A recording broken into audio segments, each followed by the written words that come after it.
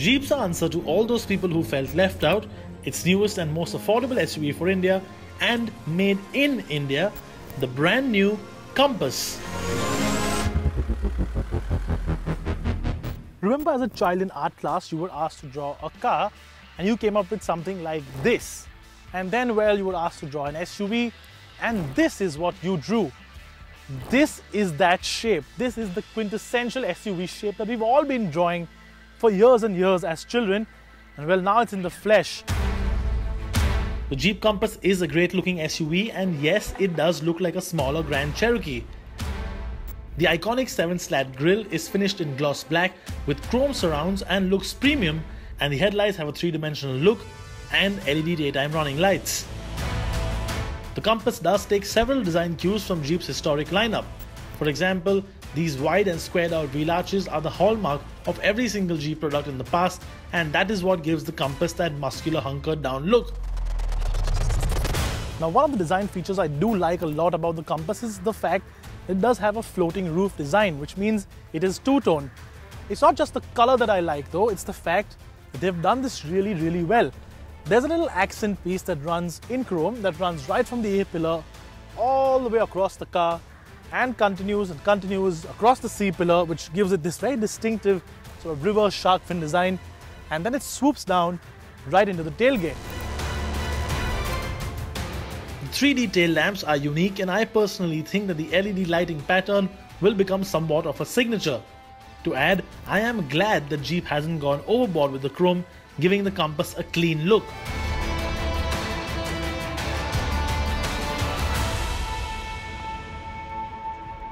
Considering the time we spent in traffic in India, it was crucial that Jeep got the quality of the materials and the layout perfectly right at the first go.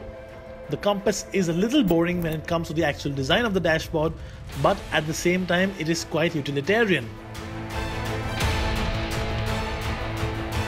Quality of everything otherwise in the interior is great, including the soft touch materials on the dashboard and the leather on the seats.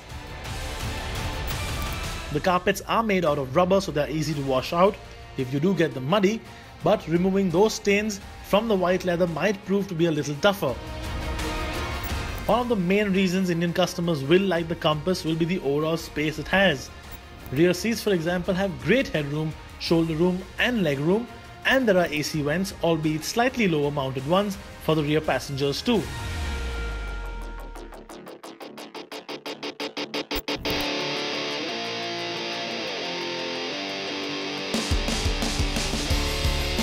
Now, under the bonnet, the Jeep Compass has a 2-litre multi-jet diesel engine. Now, the multi-jet name is very familiar to most of us because that's the 1.3 engine family that a lot of Indian cars get. Now, this engine is the next generation of that same family. It's the multi-jet 2. And when I came here, I wasn't expecting the same sort of fun, the same drivability that the 1.3 has. I was wrong. This thing is a hoot to drive.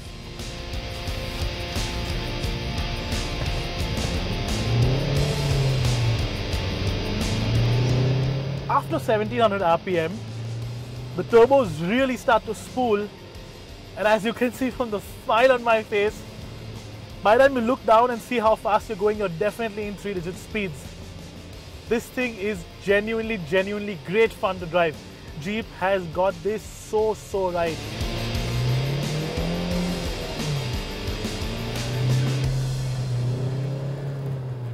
Now, usually when you talk about driving an American SUV, you associate it with great comfort, a softer ride quality, and well, slightly rolly or poly in the corners.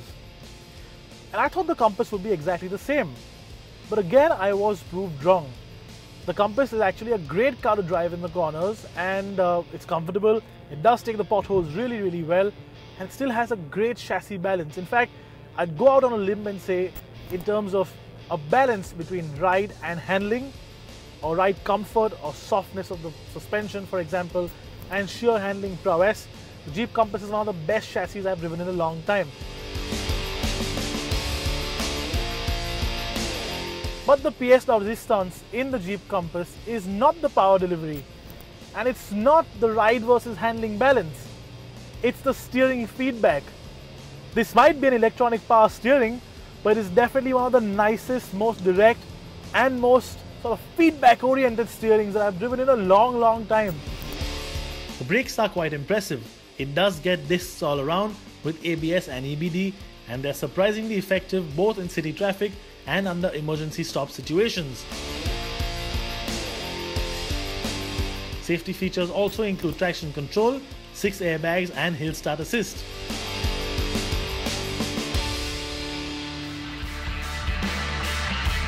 The Jeep Compass then is a great package. It has genuinely managed to surprise us with its capabilities, and all of that combined with a great looking exterior and a good looking interior will make this a guaranteed winner for Jeep in India. So that's the Jeep Compass. You've got to react to it because, well, the launch is not very far away. It should be sometime in July, and that's when, of course, we will know the prices. We're hoping Jeep stays aggressive as is expected. Now let's talk about the Okinawa Ridge. It's a new scooter from Okinawa which is all electric, and the electric two-wheeler market may not have taken off to the extent people would have hoped, but this one certainly seems promising because it is also very convenient to use, as Samir Contractor found out.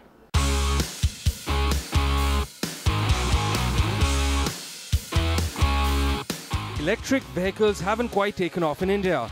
So when Jaipur-based electric vehicle company Okinawa Autotech brought in the Ridge electric scooter, it didn't create a big ripple.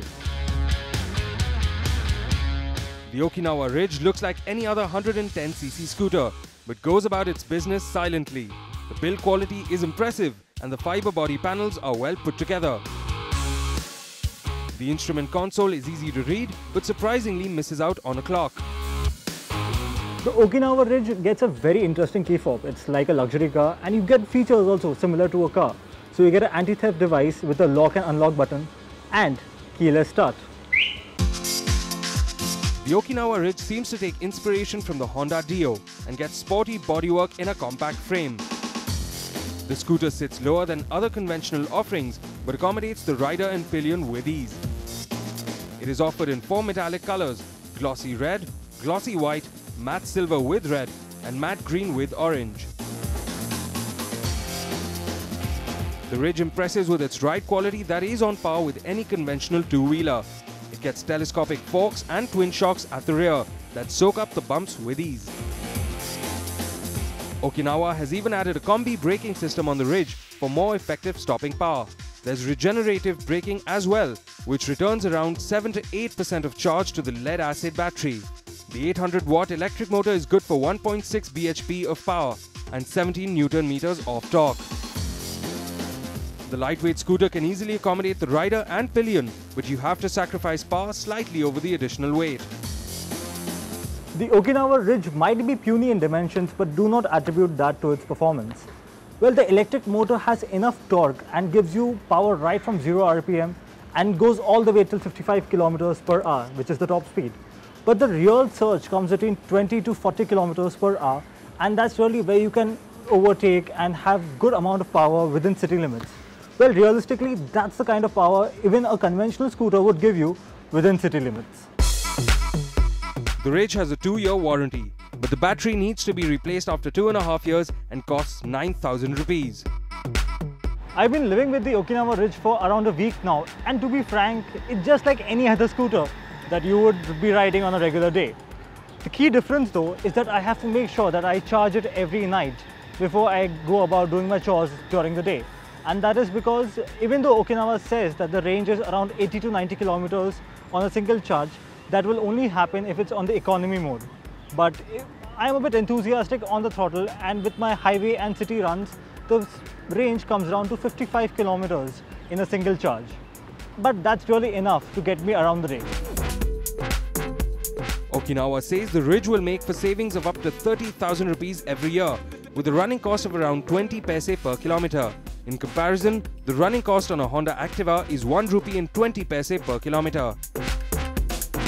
The Ridge is priced at 43,700 rupees compared to the 110cc Activa that costs 51,100 rupees, ex-showroom Delhi.